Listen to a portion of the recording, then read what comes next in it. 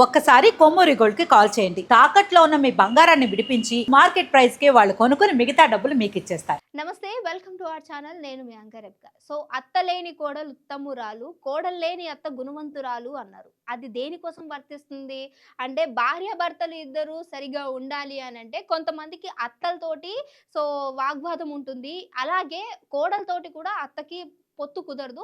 So దీనివల్ల ఇలాంటి ఒక సామెత అనేది పుట్టుకొచ్చింది. అసలు ఈరోజు నేను చెప్పబోయే విషయం ఏంటంటే చిత్తూరులో ఒక దారుణమైన సంఘటన చోటు చేసుకుంది. అది కూడా మీరు తెలిస్తే ఓ ఇలాంటివి కూడా చెయ్యొచ్చా అనే ఒక సంఘటన అక్కడైతే అతి దారుణంగా చోటు చేసుకుందని చెప్పొచ్చు.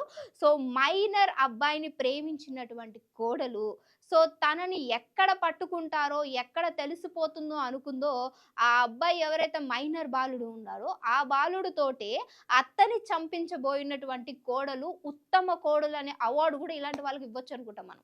సో అసలు మ్యాటర్లోకి వెళ్ళిపోతే ఏంటంటే చిత్తూరులో ఉన్నటువంటి ఒక ఫ్యామిలీ, ఆ ఫ్యామిలీలో ఇద్దరు భార్యాభర్తలు చాలా అన్యోన్యంగా సో పెళ్ళయి చాలా రోజులే అవుతుంది. అయితే ఏం జరిగిందనంటే వీళ్ళు ఉన్నటువంటి సిచ్యువేషన్‌లో ఆ ఇంటి పక్కన ఉన్నటువంటి ఓ మైనర్ బాలుడితోటి ఈవిడికి పరిచయం పెరిగిందట. సో ఆ పరిచయము కాస్త కొంచెం మెల్లమెల్లగా ముందుకు వెళ్ళి భర్త లేని సమయంలో ఆ అబ్బాయి ఇంటికి రావడం, వీళ్ళిద్దరు ఏకాంతంగా మాట్లాడుకున్న దగ్గర నుంచి ఏకాంతంగా కలిసే వరకు ఈ పరిస్థితి అనేది అంటే ఈ ట్రాక్ అనేది ముందుకు వెళ్ళడం సాగింది. సో చాలా వరకు ఇలా సాగుతూ ఉంది. మరి అత్త అంటే ఇంట్లోనే ఉంటది కదా! బయటికి ఎక్కడికి ఎళ్ళలేదు. మరి కోడలికి ఈ ఎవరైతే అక్రమ సంబంధం అది కూడా కొడుకు వరసతో ఉన్నటువంటి బాలుడితోటి అక్రమ సంబంధం ఎక్కడ బయట పడిపోతుందో, ఈ అత్త బయట ఎక్కడ చెప్తుందనుకుందో ఈ కోడలు తెలీదు గానీ, ఆయనతోటి ఓ మాస్టర్ ప్లానేసింది ఈ ముత్తమ కోడలు. అది కూడా ఎవరైతే ఈ చిన్న బాలుడు ఉన్నాడో అంటే మైనర్ అబ్బాయి ఉన్నాడో ఆయనతోటి ప్లాన్ చేసి నువ్వు ఫాస్ట్‌గా ఇంటికొచ్చేసేయి.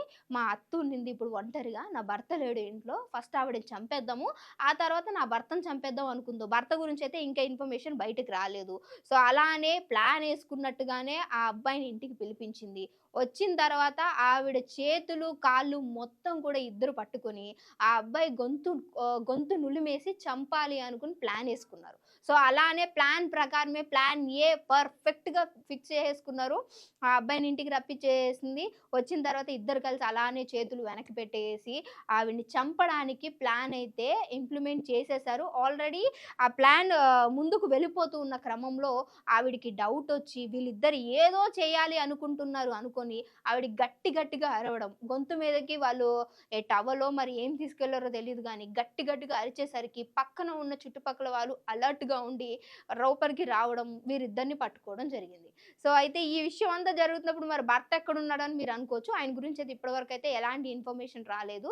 సో దీన్ని పోలీసులు బయటకు తీసుకెళ్ళిన తర్వాత ఈ ఇద్దరు ఎవరైతే ఉత్తమ కోడలు, అలానే కొడుకు వరసతో ఉన్నటువంటి ఎవరైతే అబ్బాయి మైనర్ అబ్బాయి ఉన్నాడో వీళ్ళు చెప్పినటువంటి సంఘటన. అంటే ఎలా అయిపోయింది సమాజం అనంటే మైనర్ అని కాదు ఎవ్వరైనా సరే మీ అంటే ఇలాంటి మాటలు నేను మాట్లాడకూడదు. నా ఏజ్ సరైతుందో లేదో నాకు తెలీదు గానీ, మీ కోరికల కోసం భర్త ఉన్నాడు కదా అక్కడ. మరి ఇంకొక చిన్న పిల్లోడు ఎందుకు కావాల్సొచ్చింది? లేదు అనంటే చిన్న పిల్లోడనే కాదు ఇంకొకడు భార్యో, ఇంకొకడు భార్యకి భర్తయిన ఆయనో, లేదు అనంటే ఇంకొక తల్లికి కొడుకైన ఆ అబ్బాయో వీళ్ళనెందుకు మీరు ఆశపడుతున్నారు నాకు తెలీదు కానీ, సో ఇలాంటివన్నీ కూడా ఎంకరేజ్ చేసుకుంటూ ఒకటా రెండా ఎన్ని కేసులు రోజు రోజుకి ఓన్లీ కేవలం అక్రమ సంబంధాలు వల్లే ఇన్ని హత్యలు జరుగుతున్నాయి, ఇన్ని మర్డర్స్ ఇవన్నీ కూడా అవుతున్నాయి అనంటే కారణం అక్రమ సంబంధాలే. ఈ అక్రమ సంబంధాలకి దారి ఎందుకు వెళ్తుంది?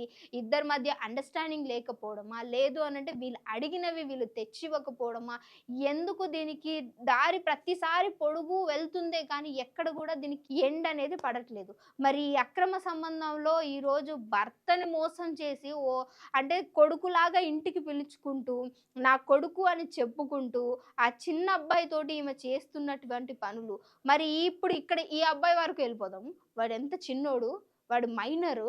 అలాంటోడు 35 ఏళ్ళు ఉన్నటువంటి ఈవిడతోటి సంబంధం పెట్టుకున్నాడంటే, వీడు చిన్నప్పటి నుంచి ఏ విధంగా పెరిగాడు, ఇంట్లో ఏం పనులు చేస్తున్నాడు, బయటకెళ్ళిన తర్వాత వాడి ఫ్రెండ్స్ ఎలాంటోళ్ళు, వాడు చేసే పనులేంటి, చూసే పనులేంటి, ప్రవర్తిస్తున్న విధానం ఏంటి అనేది ఆ ఇంట్లో ఉన్న తల్లో, తండ్రో ఖచ్చితంగా ఆయనని గ్రహించుకొని ఉండుంటే, ఈరోజు ఇలాంటి ఒక సిట్యుయేషన్‌కి దారి తీసుండేది కాదు. సరే కాలేజ్‌లోనో, స్కూల్‌లోనో ఉన్నాడు. మైనర్ అంటే సపోజ్ ఆ అబ్బాయి స్కూల్ అబ్బాయే 9థో, 8థ్ క్లాసో అయ్యుంటాడు.